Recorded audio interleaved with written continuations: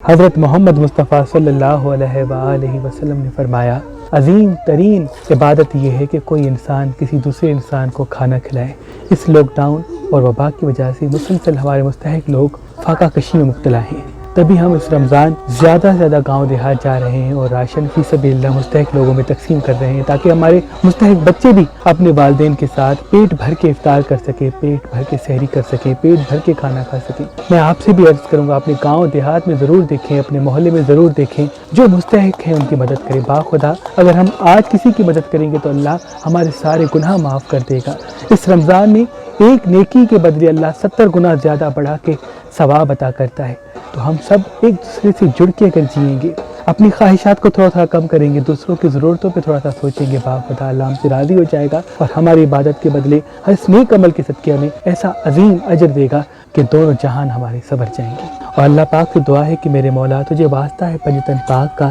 جن کے تعاون سے ہم یہ نیک کام انجام دے رہے ہیں، ان کی سب دعائیں اپنے دربار میں قبول و مقبول فرما، اور جو ہمیں دیکھ رہے ہیں میرے مولا ان کی سب دعائیں اپنے دربار میں قبول و مقبول فرما، اور جو ہمیں دیکھ رہے ہیں میرے مولا ان کی سب دعائیں اپنے دربار میں قبول و مقبول فرما۔